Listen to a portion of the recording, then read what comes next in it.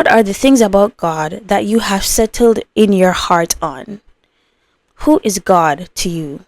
Does he even exist for you? And what implications does that have for how you live your life? The God of the universe loves us beyond measure and wants to be our friend. He desires to share with each of us a unique, unbreakable bond. This is First Things First, a devotional podcast where for 365 days, first thing each morning, we are going to be getting to know God better. We're going to be seeking His daily will for our lives and seeing how best we can seek first His kingdom.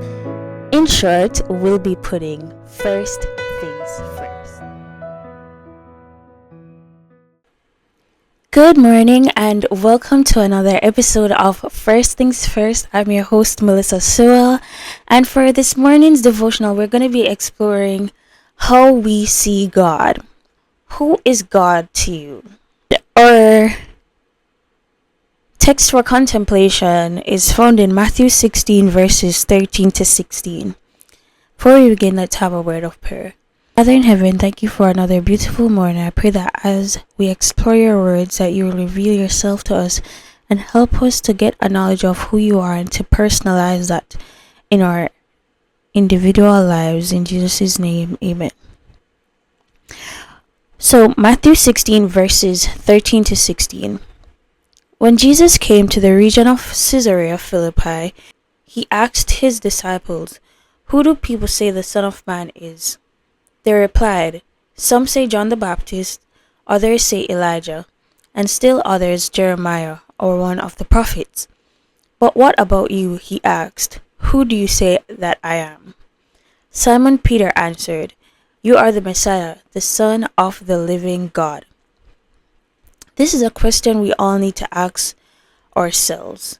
Who do we say that God is? There are different views about God floating around. Some people think there's no God. Others think there's no way to know whether or not God exists. There's another sect of people that believe God exists, but he is detached from humanity. There are so many beliefs. What do we hear in the mainstream media about spirituality? There's been a strong shift to astrology, manifestation, using crystals. We see people using sage nowadays. There are so many spiritual beliefs. The other day I was on Instagram and I saw a man saying that he doesn't need God because everything he's ever wanted he got through witchcraft. And honestly, I was a bit shocked because I've never seen someone be so forthright about being involved in witchcraft. But it just goes to show that there are so many views and sects of spirituality that are becoming more popular as the days go by. People have become so open about their views of God and spirituality in everyday life and especially in mainstream media. But who is God to you? What are the things about God that you have settled in your heart on? Who is God to you? Does he even exist for you? And what implications does that have for how you live your life? Just like the disciples, we are all aware of what others have to say about God, but we need to know who God is to us. Peter comes to the realization of who God is, and Jesus says something very germane to Peter in Matthew 16. Verse 17, he says, "Blessed are you, Simon, son of Jonah, for this was not revealed to you by flesh and blood, but by my Father in heaven." Some people, when they encounter God, they move very promptly, like Abraham. In Genesis 11, we see where Abraham's father, Terah, takes his family up and they set out to go to Canaan. His father passes away and then God calls Abraham. He reveals himself to Abraham. He says to Abraham, Genesis 12 verse 1, "Go from your country and your kindred and your father's house to the land that I will show you. And I will make of you a great nation, and I will bless you and make your name great, so that you will be a blessing. I will bless those who bless you, and him who dishonors you I will curse. And in you all the families of the earth shall be blessed." So Abram went as the Lord had told him, and Lot went with him. And he was 75 years old when this happened. So we see that God just shows up and Abraham promptly follows him. We have another version of things in Judges 6 where God reveals himself to a young man named Gideon. Gideon encounters the angel of the Lord. In Judges 6, God asks Gideon to lead the children of Israel in battle, and this is what happened. Judges 6 verses 36. Gideon said to God, "If you will save Israel by my hand as you have promised, look, I will place a wool fleece on the threshing floor.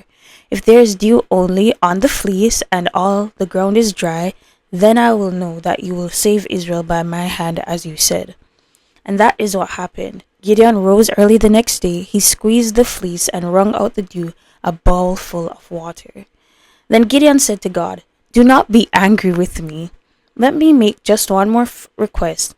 Allow me one more test with the fleece, but this time make the fleece dry and let the ground be covered with dew." That God did so. Only the fleece was dry, all the ground was covered with dew.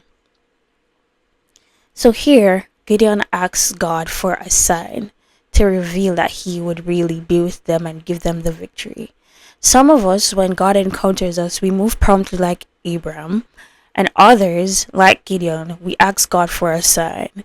And God is not mad when we are genuinely after him, honestly seeking for him, and we ask for a sign. But even when Gideon saw that he placed the fleece down, and the fleece alone was wet, but the ground around it was dry, he still asked God to show him that he was with him the opposite way.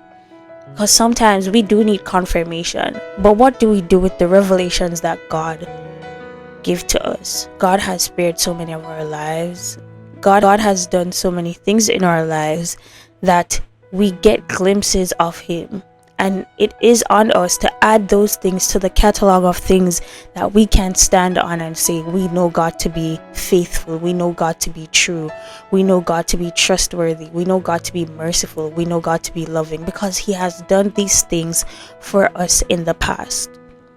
Who do you say I am, as Jesus asked his disciples, is a question that we will all have to answer about God. So as the Lord prods on our hearts, let us give him the chance to reveal himself to us. In Revelation 3 verse 20, God says to us, "Behold, I stand at the door and knock. If any man hear my voice and open the door, I will come into him and will sup with him, and he with me." So God is at the door of our hearts knocking, and the onus is on us to let him in, so that we can have a relationship with him. Today's prompts are: number 1, ask yourself the question, who is God to you? If you have an answer, explore why he is what he is to you. If you don't have an answer, what steps do you want to take to find an answer to, is God real to you? And if he is real, who is he to you? And my song recommendation for today is one of my favorites, I Am by Jason Nelson. Well, this is the end of today's devotional. Let us allow God to reveal himself to us moving forward. See you guys tomorrow. Make it a date and don't be late. Remember to put first things first.